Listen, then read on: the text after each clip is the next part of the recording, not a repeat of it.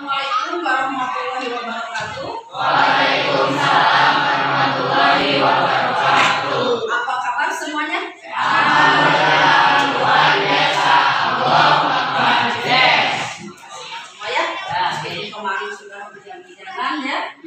Ini mungkin ada beberapa teman kita yang tidak masuk. Yang kita doakan semoga mereka sehat kembali ya. Amin. Nah, untuk pertemuan kali ini kita akan membahas mengenai menganalisis struktur teks cerpen. Berarti kita masih seputar cerpen ya. Untuk sebelum kita lanjutkan, untuk mengingat kembali bahwa kemarin kita sudah membahas mengenai unsur intrinsik cerpen ya. Coba kita ingat kembali, unsur intrinsik cerpen ada berapa semuanya? Langsung yang menjawab. Ayo Raja. 6. Ada 6, apa saja? Tema. Ya. Tema. Siapa yang mau bantu? Oke. Alur. Pengokohan. Apa lagi? Latar. Terus? Amanat. Satu lagi ada? Nah, sekarang ditanya, apakah hubungan unsur intrinsik dengan struktur? Ya, pasti ada hubungannya ya. Contohnya, ya, misalnya kita ditugaskan untuk membuat cerpen. Kadang suka bingung ya, apa dulu ya yang ditulis? Nah, tentu saja yang harus diingat, kalau kita mau membuat cerpen, kita harus menyiapkan dulu apa? Tema, ya. Apa temanya cerpen yang akan kita buat? Terus apa gunanya struktur itu? Ya, untuk mempermudah kita membuat sebuah cerpen dengan utuh. Nah, sekarang apa fungsi struktur? Ya, apa fungsi struktur dapat kita lihat. Jadi kalau kita akan membuat sebuah cerpen, kalau berpedoman pada struktur, itu akan cerpen itu akan tertata isinya dengan baik, ya. Jadi tidak akan ngawur kalau kita berpedoman pada yang namanya struktur. Nah, kita lihat di sini ya. Nah, ini ada. Sekarang silakan dibuka bukunya untuk menyamakan dengan yang catatan di depan. Sama tidak? Sama tidak? Ya. Yang pertama yaitu ada orientasi. Kedua, ketiga komunikasi. Keempat, resolusi.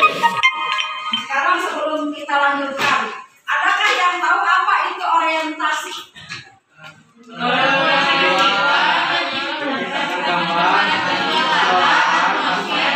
Satu orang, iya, tahu siapa? Ini dulu, siapa? Coba.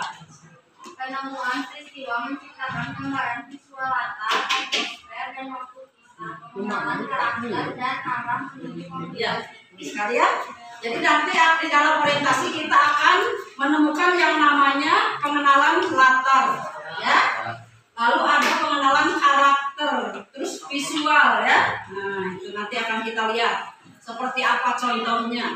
Yang kedua, ya. Nah, yang kedua di sini ada rangkaian peristiwa.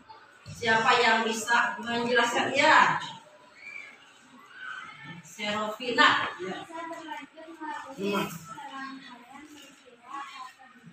Nah, di sini ada peristiwa tak terduga, ya. Mungkin nanti di sini juga akan mulai muncul yang namanya masalah, ya.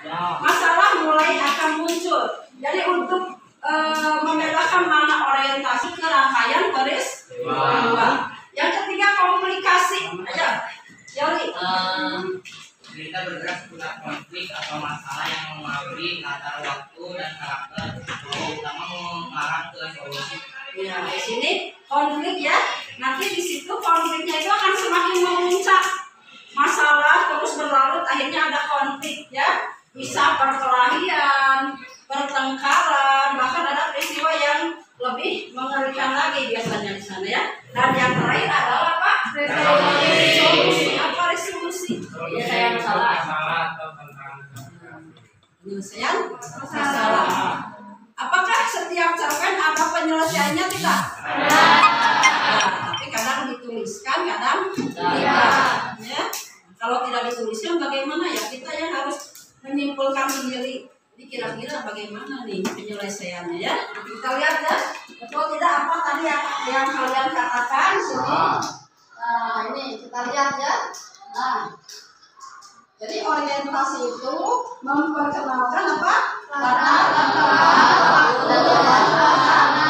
Suasana.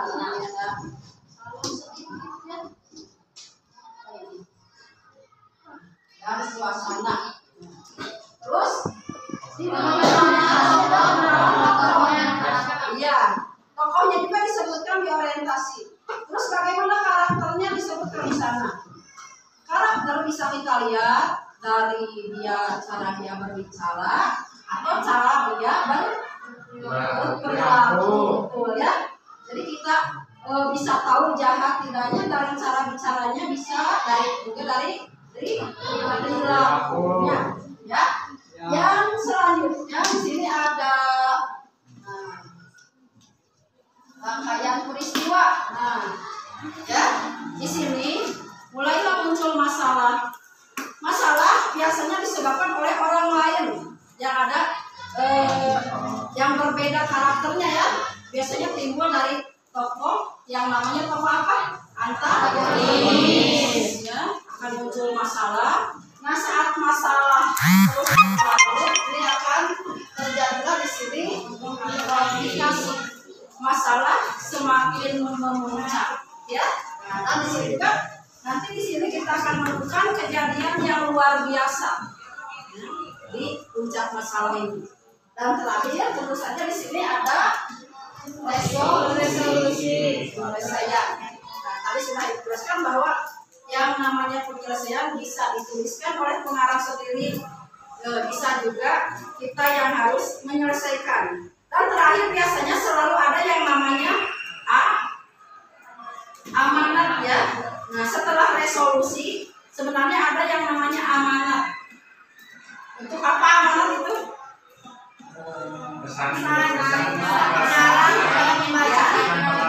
Yang disampaikan oleh pengarang ya. Nah, sampai situ ya. Ini materinya tentang struktur teks laporan. Untuk lebih jelas tentu saja kita harus berlatih ya untuk mengaplikasikan. Jadi ini kan bahasa Indonesia itu bukan hafalan, tapi aplikasi, pengertian, dan sampai keterampilan ya. Keterampilan akhirnya kalian diharapkan bisa membuat cerpen. Sampai sini ada yang mau bertanya? Silakan. Tidak ada Bu. Johan, tidak ada. Yang lain? Ada yang mau bertanya? Di sini? Tidak ada. Tidak ada? Tidak ada. Oke ya. Nanti sekarang berarti kita akan lanjut ke berlatih dulu ya. Kita akan berlatih dulu. Oke. Tadi kita sudah mempelajari ya apa itu struktur teks cerpen. Nah, kita akan mencoba berlatih untuk memahami atau memantapkan pengetahuan kita tentang struktur cerpen. Nah, kemarin pada minggu ke-1 ya, kalian sudah menganalisis bagian-bagian cerpen. Setiap paragraf dicari ide pokoknya. Nah, sekarang silakan di sini untuk dalam identifikasi gabungkan ya. Nah, kan sudah bernomor ya. 1 sampai berapa semuanya? 5. Gabungkan 1 sampai berapa yang termasuk orientasi ya. Nomor berapa sampai berapa yang termasuk rangkaian peristiwa, dan seterusnya ya. Ibu beri waktu berapa menit ya? Siap ya? 5 menit boleh ya?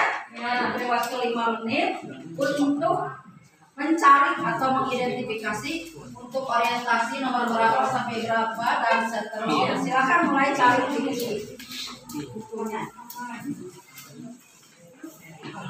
Kita kerjakan ya, tinggal lihat pekerjaannya saja yang sudah di buku parah itu. Nomor berapa sampai berapa kira-kira.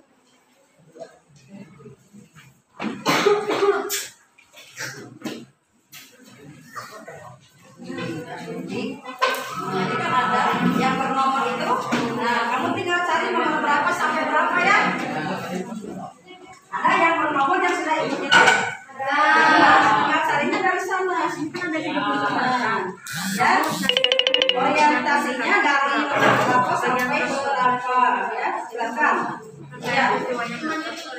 Nomornya saja dulu. Nanti kalau dalam menyimpulkan kita harus membuat kalimatnya. Sekarang mengidentifikasi dulu. Siapa yang sudah? Belum. Yang sudah ibu nanya ya. So, silakan kalau yang sudah silakan maju.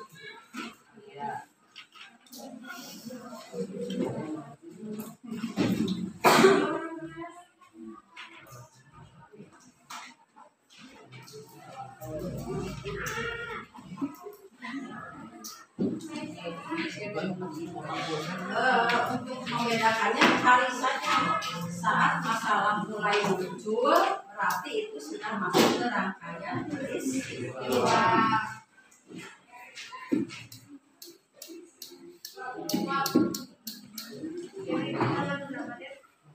Sudah, silakan maju. Tuliskan, ya, tulis ke depan nomor berapa sampai berapa. Ya, namanya siapa? Nurul aja boleh. Ayo Nurul. Silakan. Mana ya? Nurul. Tinggal tuliskan nomornya saja ya. Ya, saja. Yang lain siapkan. Ya, yang lain siap bagian rangkaian peristiwa. Nomornya saja, betul di bawahnya ya. Nah, nomor 1 sampai 15. Setuju tidak nomor 1 sampai 15? Setuju.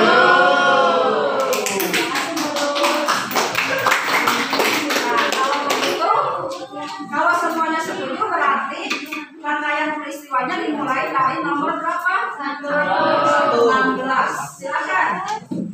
Siapa yang mau melanjutkan 16 sampai berapa? Atau acungan saja tangannya?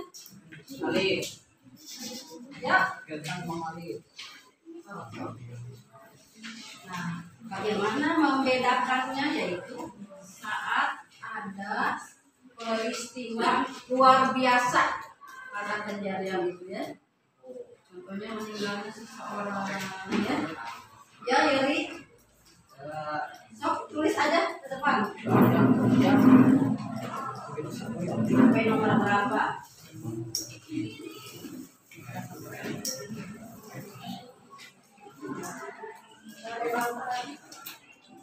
Sampai 29. Yang setuju ngacung. Ngacung yang setuju. Enggak setuju? Enggak. Yang lain ada yang tidak setuju sok. Kalau yang berbeda pendapat silakan nomor berapa sampai nomor berapa ya? Sampai 30 katanya coba ya. Ini ada dua pilihan ya. Apakah sampai 39 atau 129 atau sampai 30? Ya. Lanjutkan ya. Ya, bentar. Devi mau makan. Silakan nomor berapa mulainya? Mau 30 atau 31? Ya. Ya, karena kamu bagian lain ya. Resolusi nomor berapa? Berapa ya resolusi? So, cari sekarang. Ya cepat sayang. Resolusi. Nanti kasih belum siap. Ayo. Kamu kita coba. Apa kan? Kalaupun salah tidak diapa-apakan. Ya. Apakah dari 29 atau kali 30? Peraturan Anissa. 1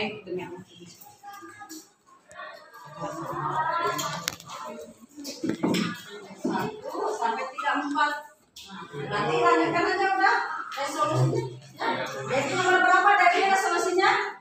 39. 39.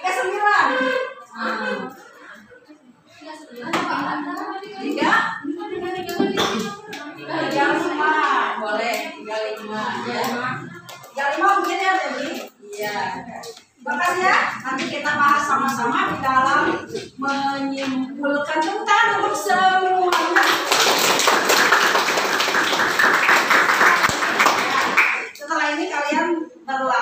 membuat latihan menyimpulkan ya.